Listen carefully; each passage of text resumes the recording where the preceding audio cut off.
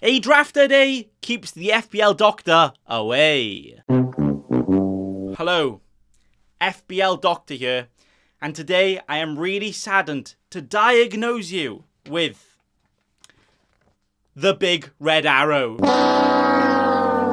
But this is the big at the back draft.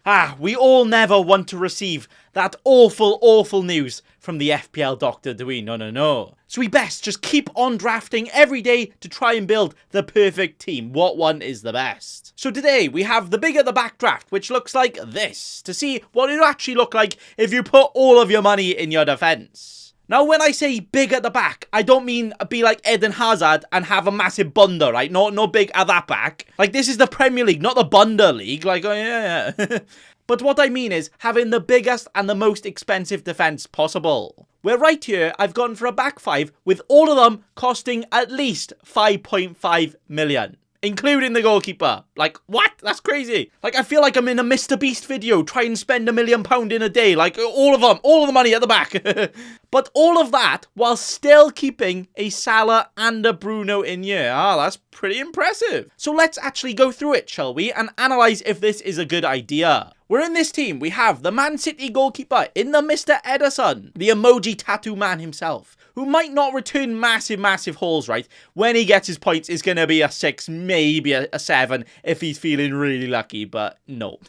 But what I like about him is he's the most guaranteed player in that Man City backline, right? So you will never miss those clean sheets from the Pep roulette. That goddamn bald fraud, he's annoying.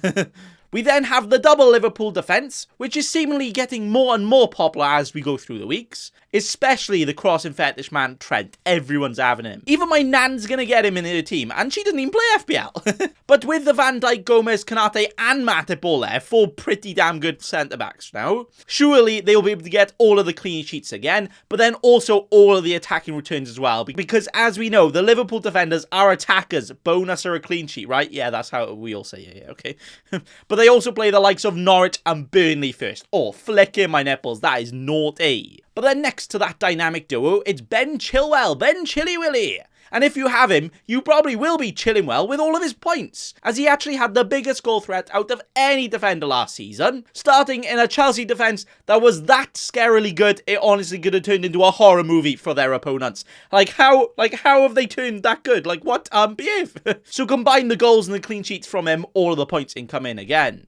And then next to them big boys, the slightly smaller boys. And when you're saying 5.5 million defenders are the cheap ones, then yeah, you know something's going on, don't you? But even though they are the smaller boys, they definitely both have the potential to be big boy points boys. And those fellas are Digne and Shaw. Are you sure? Yeah, I'm pretty sure. Now, Digne being a defender who got 9 assists last season, now in a Rafa Benitez Everton team who could keep even more clean sheets than last season. Ooh, that is good. And then we also have a Shaw. Are you sure? Yes, I'm sure, okay. Who created one of the most chances out of any defenders last season. That I'm not actually sure on, but yeah. But he is also playing in a Man United defence who have hopefully strengthened with a Varane coming in as well. In before he was just a La Liga pace merchant and he's terrible at like it. And that is actually the backline done, which is actually stronger than my will to live. Like, look at that. No goals going through that. All defenders who are the most attacking and also in the biggest of the big boy teams, so probably will keep the most clean sheets as well. Oh, and Everton too, they're in there as well. But with a brand new season, there are a lot of unknowns, right? But the teams that are already set up, the ones that have had a decent break and had some time to work together, the likes of Liverpool, Chelsea, Man City and all that, you actually usually see their defensive quality really shine through at the start if they're ready, because other teams aren't fully prepared yet, you know? And goals at the start of the season are a lot harder to predict than clean sheets, I feel. That's not backed off of data, just my own personal opinion, which, you know, is never wrong, is it? No, we'll go with it. But when you have a team like this, what does the rest of the squad look like, And you know what? It's not actually too bad, is it? Like, you could have downgraded this and spread it even more, but this is what I've gone for. Where we also still have got the Salah and Bruno, the 2 most popular premiums, who are also perfect for the captaincy rotation as well. But then we also have the reliable and very underpriced Rafinha, Watkins, who has great opening fixtures and could do very well, and also the cheap but maybe reliable Tony, who has everything, right? He has goals, he has penalties, And he also has that uncertainty about him that he keeps you on the edge of your seat, you know. It makes it exciting, yeah. Ooh. So even though we have arguably an entire premium backline, right? Premium. We still have the 2 big premiums in midfield and no real budget boys in here at all, you know? No midfield enablers like can't they just chill in there? No, all of these boys could score points. And you know what? Play their cards right and they could get upwards of 150 plus to 200 points. Every single one of them. Add that up. You're actually doing pretty well in the entire season.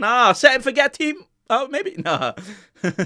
But now, okay, let's actually give a bit of a team review, shall we? And say what I like and what I don't like about it. So the things I like include shouting, I like it! Yeah, I really like doing that, don't I? I like it! But now, the things I like about the team include covering all the clean sheets you could ever want, right? Which are, in my opinion, some of the most predictable things at the start of the season. Where hopefully in this team, you could get more clean sheets than a bloody laundrette. All of them come in. You also have the possibility of all of these defenders getting that 12, 15 plus point haul, you know? Which midfielders or forwards at their price probably will never do. Never mind potentially get multiple times throughout the season. Such as like a Digne. Not surprised if he gets a 12-pointer. But then compare him to like a Højbjerg. Yeah, he probably ain't getting 12 points anytime soon, is he? Digne is better, well, hey. Digne. You also have the ability to go down and get any defender you want. So if there is one random out of position cheap boy getting all the points, like a Dallas last year or Lundstrom the year before, you don't have to worry about how you get them in. You just chuck them in and that is all good.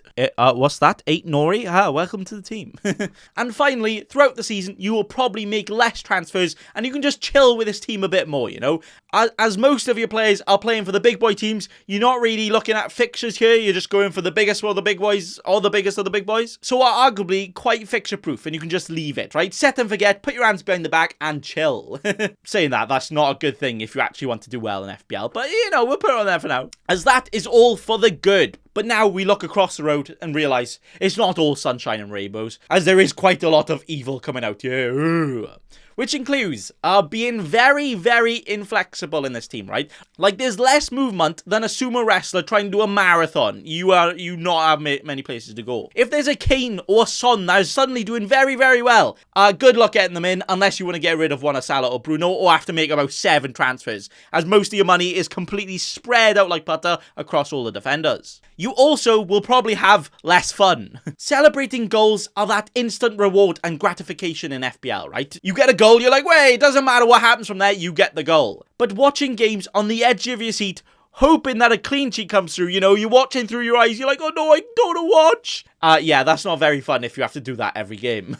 Well, if you're watching games, it really will be an anxiety simulator if you have a team like this, so not fun for me. And finally, it's just not a very good way to get the most out of your money, really, is it? No. There will probably be goalkeepers at 4.5 million to 5 million scoring more than Edison, right? It just always happens. There probably will be 4.5 to 5 million defenders who end up scoring more points than some of these, especially at the start of the season. You get some random defender hauls. And with that money, you could have increased the rest of your positions and potentially get another attacker in there, which could have actually scored goals and maybe more points. But then again, it's not like you have to keep this team all season, right? We're just looking at game week 1 anyway. But the things might be hard to move around unless you're wildcarding. And then, yeah, what's the point of this team then?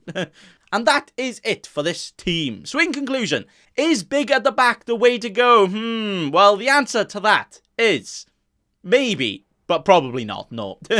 The points potential of them all, yeah? But I don't think it's a good idea if you want to potentially do well over a long stretch of time and want to get on these random bandwagons, you want to get on players that are doing well. It's very hard to do that if you have a team like this, as you've spread out your funds a bit too much for my liking. So overall, I think the big boy defenders can be very good, but I don't think you should have an entire team made up of 5 of them, and 6 of them if you include the goalkeeper as well. So if you want to go big at the back, I would say maximum of 2 to 3 premiums, probably, and not quite full out like this. But that is going to be it for today's daily draft, big at the back. Thank you all for watching, and remember... Don't be a cheeky scrub. Subscribe to Nathan Bacon right now.